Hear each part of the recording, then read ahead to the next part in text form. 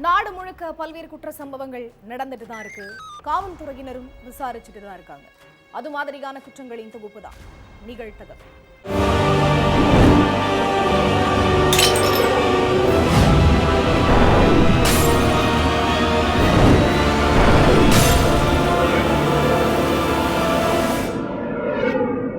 நிகழ்த்தகவு. மது போதையில் வீட்டிற்கு சென்ற சரித்திர பதிவேடு குற்றவாளி வீட்டிலிருந்து வெளியே வந்த இளைஞரை கண்டு ஆத்திரம். இளைஞரை கண்மூடித்தனமாக தாக்கிய கொடூரம். கீழே கிடந்த கல்லை எடுத்து இளைஞரை அடித்தே கொலை செய்த பயங்கரம். இளைஞரை சரித்திர பதிவேடு குற்றவாளி அடித்தே கொலை செய்தது ஏன்? இருவருக்கும் இடையே அப்படி என்ன முன்விரோதம் நடந்தது? என்ன?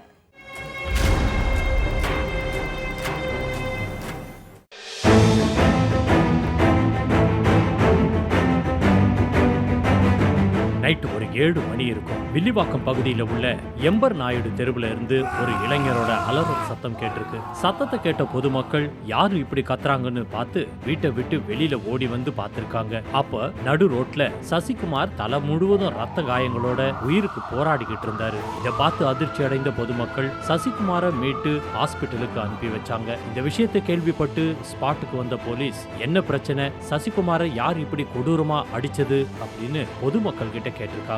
அதுக்கு ஃபுல் போதையில இங்க வந்த ராஜேஷ் தான் சசிகுமார சரமாரியா தாக்கி கல்லால அடிச்சாருன்னு சொல்லியிருக்காங்க. இதுக்கு நடுவுல ஹாஸ்பிட்டல்ல ட்ரீட்மெண்ட்ல இருந்த சசிகுமார் உயிரிழந்துட்டாரு. இதனால ராஜேஷை கைது பண்ண போலீஸ் அவர்கிட்ட விசாரணையில இறங்குனாங்க.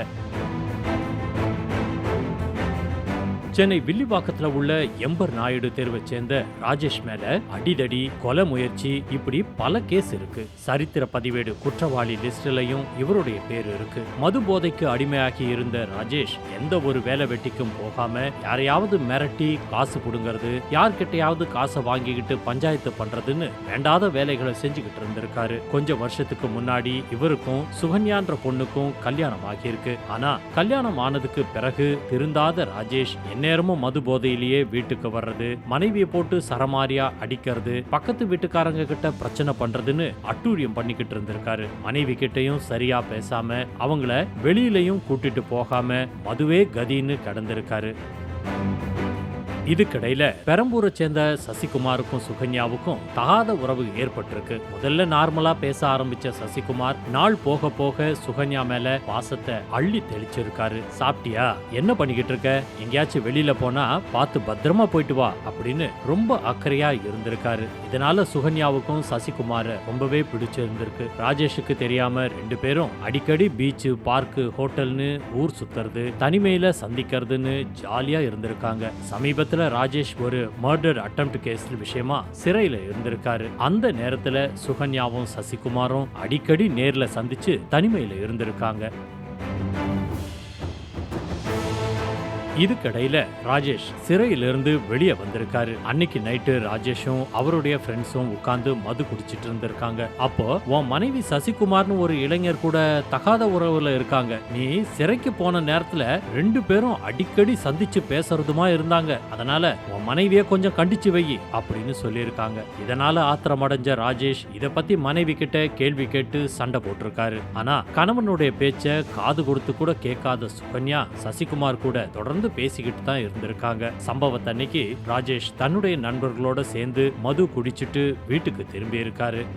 அந்த சமயம் ராஜேஷோட வீட்டில இருந்து சசிகுமார் வெளியில வந்திருக்கான். இதை பார்த்து கோபமடைந்த ராஜேஷ் அவரை போட்டு சரமாரியா தாக்கி இருக்காரு. அதை அடுத்து கீழே கிடந்த கல்லை எடுத்து ராஜேஷ் சசிகுமாரோடைய முகத்திலேயே ரத்தம் வர்ற அளவுக்கு அடிச்சிருக்காரு. இதுல நிலக்குலைஞ்சு போன சசிகுமார் ரத்த வெள்ளத்துல சுருண்டு விழுந்து உயிருக்கு போராடிக்கிட்டு இருந்தாரு. இதை அடுத்து ஹாஸ்பிட்டல்ல ட்ரீட்மெண்ட்ல இருந்தப்ப சசிகுமார் உயிர் இழந்துட்டதா டாக்டர்கள் தெரிவிச்சிருக்காங்க. இந்த கேஸை தீர விசாரிச்ச போலீஸ் ராஜேஷை அரெஸ்ட் பண்ணி சிறையில அடைச்சிட்டாங்க.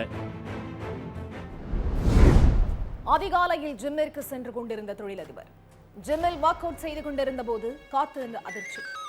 முகமூடி கணிந்தபடி உள்ளே நுழைந்த மர்ம நபர் கண்ணிமைக்கும் நேரத்தில் தொழிலதிபரை சுட்டுக் கொன்ற கொடூரம். ஃபேஸ்புக் பதிவு மூலம் கொலையாளியை அடையாளம் கண்ட போலீஸ். கொலையாளி பிரபல ரவுடி ரோஹித் கோடாரா கேங்கை சேர்ந்தவன் என தகவல். ரோஹித் கோடாரா கேங்கிற்கும் தொழிலதிபருக்கும் இடையே என்ன பிரச்சனை, பின்னணி என்ன?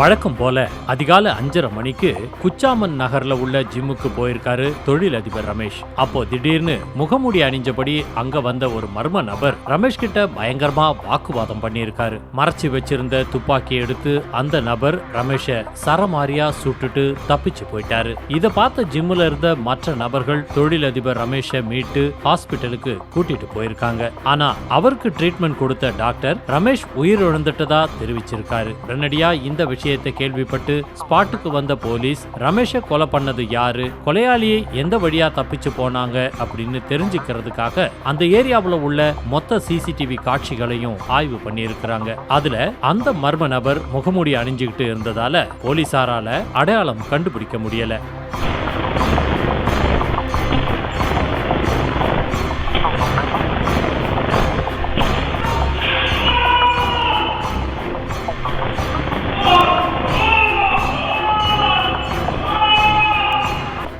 இதுக்கு நடுவுல Facebook பதிவு ஒண்ணு ராஜஸ்தான் ஃபுல்லா வைரல் ஆகியிருக்கு. அதுல நாங்க ரோஹித் கோடாராவோட குரூப் ஒரு வருஷத்துக்கு முன்னாடி நாங்க ரமேஷுக்கு போன் பண்ணி பணம் கேட்டோம். அதுக்கு ரமேஷ் 100 ரூபாய் கூட தரமாட்டேன்னு சொன்னார். அவர் சொன்ன வார்த்தையை நாங்க மறக்கல, அதனால தான் இப்போ சுட்டு கொன்னோம்னு பதிவிட்டு இருக்காரு. நாங்க கேட்கிற நேரத்துல எல்லா தொழிலதிபர்களும் பணம் தரணும், இல்லனா ரமேஷ கொன்ன மாதிரி உங்களையும் கொலை செஞ்சிருவோம்னு மிரட்டி பதிவிட்டு இருக்காரு. இதனால இந்த கொலைக்கு பின்னாடி ரோஹித் கோடாராவோட கிரிமினல் கேங் இருக்குதுன்னு கண்டுபிடிச்ச போலீஸ் எல்லா மர்ம முடிச்சுகளையும் கொஞ்சம் கொஞ்சமா வெளியில கொண்டு வந்திருக்காங்க. ராஜஸ்தான்ல உள்ள குச்சாமன் பகுதியை சேர்ந்த ரமேஷ் பைக் ஷோரூம் வச்சிருக்காரு. ரமேஷோட குடும்பம் ரொம்ப வசதி வாய்ப்போட இருந்திருக்காங்க. ஒரு வருஷத்துக்கு முன்னாடி ரமேஷுக்கும் ராஜஸ்தான்ல பெருவாரியான பகுதியில இயங்கிக்கிட்டு இருக்கிற ரோஹித் கோடாரா கேங்கிற்கும் பிரச்சனை ஏற்பட்டிருக்கு. இந்த கேங்கோட வேலையே பொதுமக்களை மிரட்டி பணம் பறிக்கிறதும் பணம் தராத அப்பாவி மக்களை சுட்டு கொல்லறதும் தான்.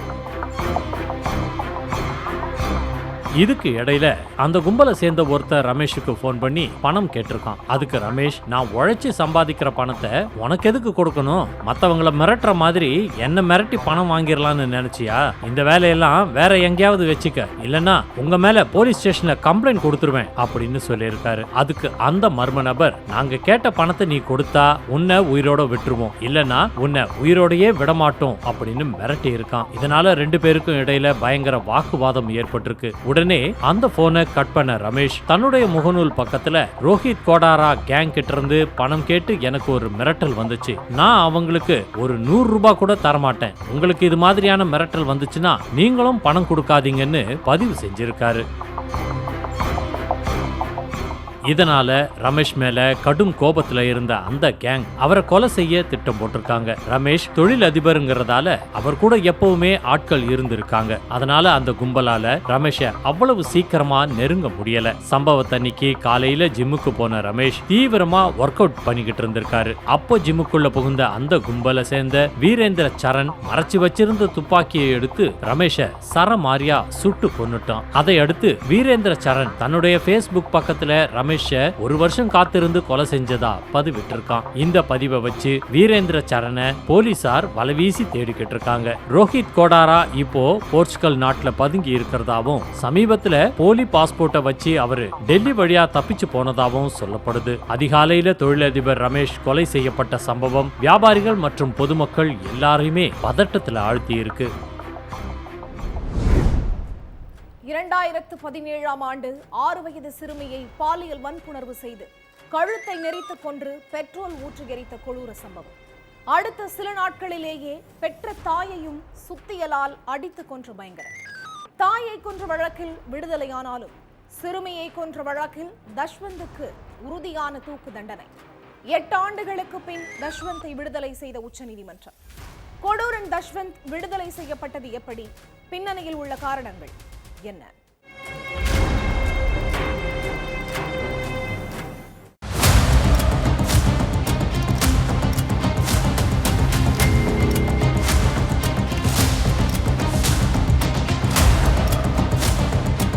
2017 பிப்ரவரி 5 இந்த நாளை தமிழ்நாட்டு மக்கள் அவ்வளவு சீக்கிரமெல்லாம் மறந்துட முடியாது. ஒரு சிறுமிய பாலியல் சித்திரவதை பண்ணி கொன்னு எரிச்ச சம்பவம் இப்பவும் ஆறாத ரணமா தான் இருக்கு. இந்த சம்பவத்துல கைது செய்யப்பட்ட தஷ்வந்த் 10 மாசம் சுமந்து பெத்த தாயையும் கொலை செஞ்சுட்டு 25 சவரன் நகைகளை அள்ளிக்கிட்டு ஓடுனான். அவனை மும்பையில சுத்தி வளைச்சு பிடிச்சாங்க காவல்துறை. இப்படி நடுங்க வைக்கிற மாதிரி 2 கொலைகள் நடந்த நிலையில தஷ்வந்துக்கு விதிக்கப்பட்டிருந்த மரண தண்டனை ரத்து செய்யப்பட்டதோட அவனை விடுதலை செய்யவும் நீதிமன்றம் உத்தரவிட்டிருக்கிறது ஒட்டுமொத்த மக்கள் மத்தியிலையும் அதிருப்தியையும் அதிர்ச்சியையும் தான் ஏற்படுத்தி இருக்கு. சென்னை மாங்காடு அடுத்த மௌலிவாக்கம் மாதா நகர்ல உள்ள தனியார் அடுக்குமாடி குடியிருப்புல ஒரு தம்பதி வாழ்ந்துகிட்டு இருந்தாங்க. அந்த தம்பதியோட 6 வயசு மகள் வீட்டுக்கு வெளியே விளையாடிக்கிட்டு இருந்திருக்காங்க. ரொம்ப நேரமாகியும் சிறுமி வீட்டுக்கு வராததால பெத்தவங்க அபார்ட்மெண்ட் காம்பவுண்ட் பக்கத்து பில்டிங்னு நிறைய இடங்கள்ல தேடி இருக்காங்க. ஆனா சிறுமிய காணவே இல்லை. அதுக்கு பிறகு மாங்காடு போலீஸ் ஸ்டேஷனுக்கு தகவல் கொடுத்திருக்காங்க. அங்க வந்த போலீஸ் அபார்ட்மெண்ட்ல உள்ள எல்லா வீடுகள்லயும் செக் பண்ணதோட அங்க உள்ள மக்கள் கிட்டையும் விசாரணை பண்ணாங்க. அப்போ அதே அபார்ட்மெண்ட்ல உள்ள ஒரு வீட்டுல இருந்த இளைஞர் தஷ்வந்த் மட்டும் யார் வீட்டு குழந்தை எங்க விளையாடுதுன்னு பாக்குறது தான் என் வேலையா, எனக்கு வேற வேலையே இல்லையான்னு போலீஸ் கிட்ட ஏட்டிக்கு போட்டியா எகிரி இருக்கான். அதனால போலீஸோட விசாரணை முழுக்க முழுக்க தஷ்வந்த சுத்தியே நடந்திருக்கு. விசாரணையோட வீரியத்தை சமாளிக்க முடியாத தஷ்வந்த் அப்பதான் பல அதிர்ச்சியான உண்மைகளை சொல்லி இருக்கான். வீட்டுக்கு வெளியே விளையாடிக்கிட்டு இருந்த சிறுமி கிட்ட என்கிட்ட சாக்லேட் இருக்கு, எங்க வீட்டுக்கு வந்தா தர்றேன்னு நைஸா கூப்பிட்டு இருக்கான். தினமும் பார்த்து பேசுற மாமா தானேன்னு சிறுமியும் ஜாலியா தஷ்வந்த் வீட்டுக்குள்ள போயிருக்காங்க. ஆனா அடுத்து நடக்க போற பயங்கரமான விஷயத்தை பத்தி பாவம் அந்த சிறுமிக்கு அப்போ தெரியல. பிஞ்சு கைகள்னு கூட பார்க்காம சிறுமியோட கைய பிடிச்சு வேகமா இழுத்து சிறுமி கிட்ட பாலியல் வன்புணர்வுல ஈடுபட்டிருக்கான் தஷ்வந்த். இளைஞனுடைய குரூர புத்தி பத்தி எதுவுமே புரியாம மாமா என்ன விட்டுருங்க, அம்மா கிட்ட போறேன்னு சிறுமி அழுதும் விடாம அரக்கத்தனமா நடந்துகிட்டான் தஷ்வந்த். நடந்த விஷயத்தை வெளியே சொன்னா ஜெயில கம்பிதான் என்னன்னு நினைச்ச தஷ்வந்த் சிறுமிய கழுத்தை நெரிச்சு கொன்னதோட சடலத்தை ஒரு கோணி பையில வச்சு கொண்டு போய் அனகாபுத்தூர்ல ஆள் நடமாட்டமே இல்லாத ஒரு முட்புதர்ல வச்சு பெட்ரோல் ஊத்தி தீ வச்சு எரிச்சிருக்கான். நடந்த எல்லாத்தையும் அவன் வாயாலேயே வாக்கு மூலமா கொடுத்ததும் அனகாபுத்தூர் போன போலீஸ் அங்க கருகி கடந்த சிறுமியோட சடலத்தை மீட்டதோட தஷ்வந்தையும் கைது பண்ணி குழல் சிறையில அடைச்சாங்க.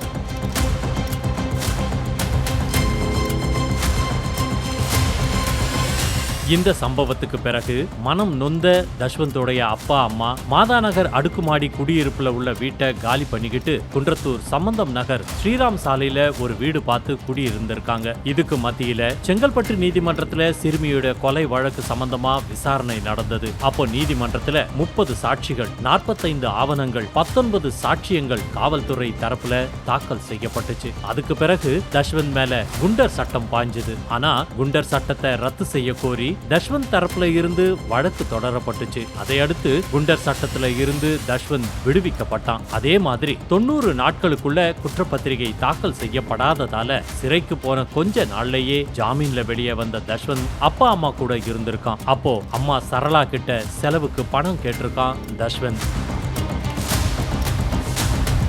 சைதாப்பேட்டையில இருந்த ஒரு இடத்த வித்து தான் மகனுடைய வழக்கு செலவையே பார்த்து இருந்திருக்காரு தஷ்வந்தோடைய அப்பா. ஜாமீன்ல வெளியே வந்ததும் அப்பா அம்மாவை மிரட்டி பணம் வாங்கி மது குடிக்கிறது பப்புக்கு போறதுன்னு இருந்த தஷ்வந்த் தினமும் பணத்துக்காக டார்ச்சர் பண்ண ஆரம்பிச்சிருக்கான். ஏற்கனவே ஒரு சிறுமிய பாலியல் சித்திரவதை பண்ணி கொன்ன சாபத்துக்கான கணக்க தீக்கவே வழி தெரியல. மறுபடியும் மகன் இப்படி பண்றானேங்கிற கவலையில இருந்த தாய் சரளா பணம் கொடுக்கறதையே நிறுத்திட்டாங்க. அதனால ஆத்திரமடைஞ்ச தஷ்வந்த் 2017 டிசம்பர் 2ஆம் தேதி தன்னுடைய தாய் சரளாவை தலையில சுத்தியலால அடிச்சு கொலை பண்ணது மட்டுமில்ல, அவங்க வச்சிருந்த 25 சவரன் நகைகளையும் எடுத்துக்கிட்டு எஸ்கேப் ஆகிட்டான். அதை அடுத்து வழக்கு பதிவு பண்ணி விசாரணையில இறங்கின போலீஸ் தஷ்வந்தோட போட்டோவை வெளியிட்டு இந்த நபரை யார் பார்த்தாலும் எங்க பார்த்தாலும் தகவல் கொடுங்கன்னு பத்திரிகைகள் மற்றும் தொலைக்காட்சிகள்ல விளம்பரம் கொடுத்திருக்காங்க.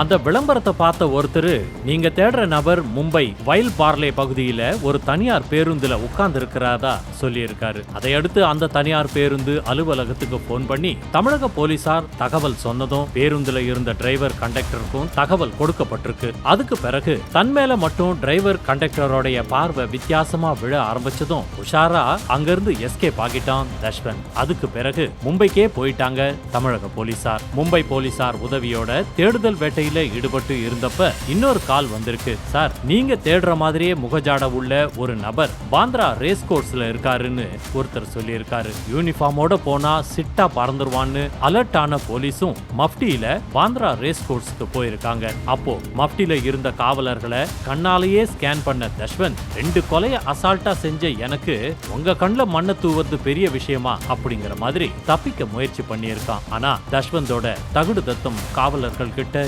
ஈடுபடல. தாய கொன்ன 4வது நாளே பிடிபட்ட தஷ்வந்த மும்பையில இருந்து தூக்கிக்கிட்டு வந்து மறுபடியும் புழல் சிறையிலேயே அடைச்சாங்க காக்கிகள்.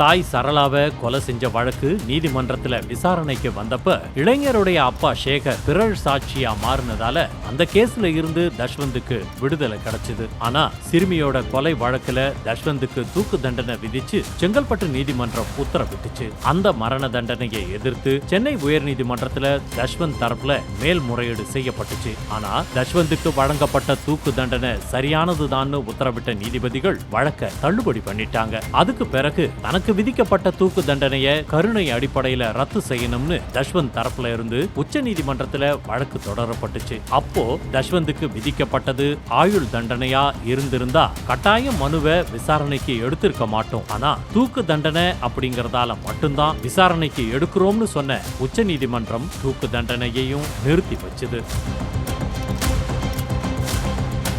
இதுக்கு மத்தியில தான் தஷ்வந்தோடைய மேல்முறையீட்டு மனு உச்ச நீதிமன்றத்து நீதிபதி விக்ரம்நாத் தலைமையிலான அமர்வு முன்னால விசாரணைக்கு வந்துச்சு.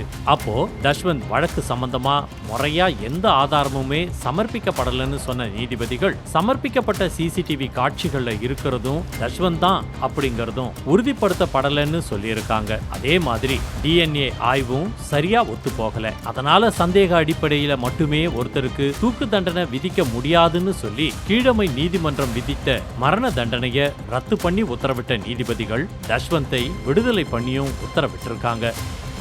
சிறுமியை பாலியல் வன்கொடுமை பண்ணி பெட்ரோல் ஊத்தி எரிச்சதா தஷ்வந்தே தன் வாயால வாக்குமூலம் கொடுத்த பிறகுதான் கைது நடவடிக்கையே எடுக்கப்பட்டிருக்கு. அப்படி இருக்கும்போது என்ன ஆதாரம் வேணும்? அப்படின்னா ஆதாரம் இல்லாம எந்த தப்பு வேணும்னாலும் பண்ணலாமா? எந்த தப்பு பண்ணினாலும் ஆதாரம் இல்ல அப்படிங்கிற ஒரே காரணத்துக்காக குற்றவாளிகளை வெளியே நடமாட விடலாமா? இது போன்ற குற்றங்கள் செய்யற பலருக்கும் இந்த தீர்ப்பு ஒரு தவறான முன் உதாரணமா இருக்காதான்னு நிறைய கேள்விகள் எழுது. காரில் அமர்ந்து செல்போன் பேசிக் கொண்டிருந்த ரவுடியை வழிமறித்து வாக்குவாதத்தில் ஈடுபட்ட கும்பல். ரவுடியின் முகத்தில் மிளகாய் பொடியை தூவி பயங்கர ஆயுதங்களால் முகத்தை சிதைத்து கொலை செய்த கொடூரம். பிரபல ரவுடி கொலை செய்யப்பட்டது ஏன்?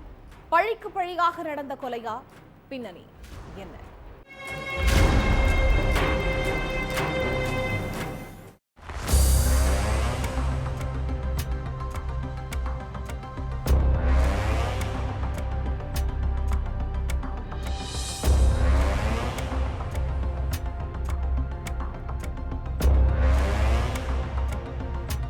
நஜர்பாத் பகுதியில நடந்துகிட்டு இருக்கிற தசரா கண்காட்சியை பார்க்க ஏராளமான பொதுமக்கள் வந்திருக்காங்க. அங்க ரோட்டோரத்துல காரை நிறுத்தின வெங்கடேஷ்ங்கிற நபர் டிரைவர் சீட்ல உட்கார்ந்து யார்கிட்டயோ போன் பேசிக்கிட்டே இருந்தாரு. அப்போ அங்க ஆட்டோ ரிக்ஷா பைக்னு 2-3 வாகனங்கள்ல வந்த ஒரு கும்பல் வெங்கடேஷ் கிட்ட வாக்குவாதம் பண்ணியிருக்காங்க. அதை அடுத்து மறைச்சு வச்சிருந்த மிளகா பொடியை எடுத்து வெங்கடேஷுடைய முகத்துல எரிஞ்சிருக்காங்க. வெங்கடேஷ் கண் எரிச்சல் தாங்க முடியாம துடிச்சிட்டு இருந்த நேரத்துல பயங்கர ஆயுதங்களை எடுத்து அந்த கும்பல் அவரை சரமாரியா வெட்டி செதைச்சிருக்காங்க. இதுல ரத்த வெள்ளத்துல சுருண்டு விழுந்த அவரு சம்பவ இடத்திலேயே துடிக்க துடிக்க உயிர் இழந்துட்டாரு. இத பார்த்த பொதுமக்கள் நடந்த எல்லா விஷயத்தையும் போலீஸுக்கு போன் பண்ணி சொல்லி இருக்காங்க. உடனடியா ஸ்பாட்டுக்கு வந்த போலீஸ் வெங்கடேஷோட சடலத்தை மீட்டு போஸ்ட்மார்ட்டத்துக்கு அனுப்பி வச்சாங்க.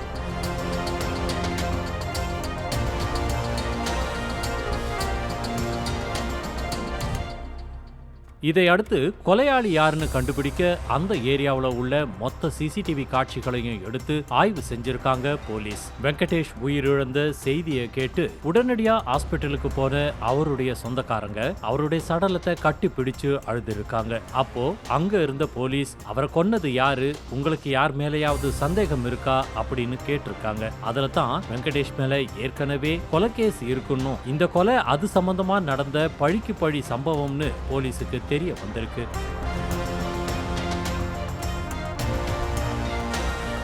பெங்களூரு கேத்தமாரனஹள்ளியை சேர்ந்த வெங்கடேஷும் மைசூரை சேர்ந்த பிரபல ரவுடி கார்த்திக்கும் ரொம்ப க்ளோஸ் ஃப்ரெண்ட்ஸா இருந்திருக்காங்க. இவங்க 2 பேர் மேலையும் பல போலீஸ் ஸ்டேஷன்ல கொலை கொள்ளை முயற்சி கேஸுகள் நிறைய இருக்குன்னு சொல்லப்படுது.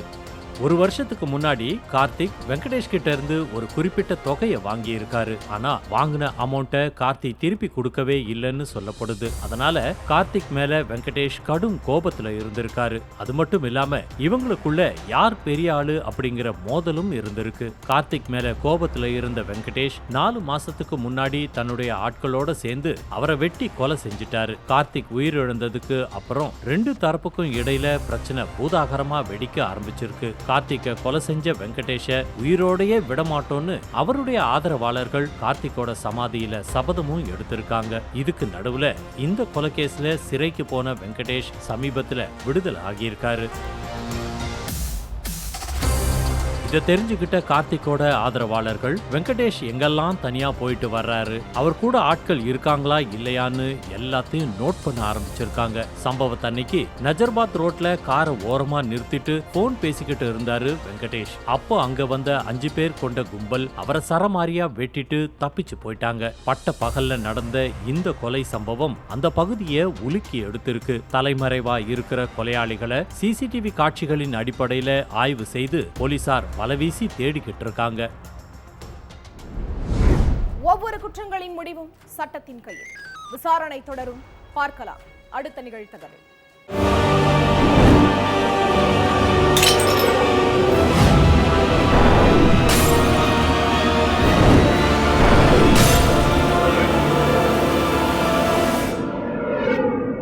நிகழ்த்தகவு.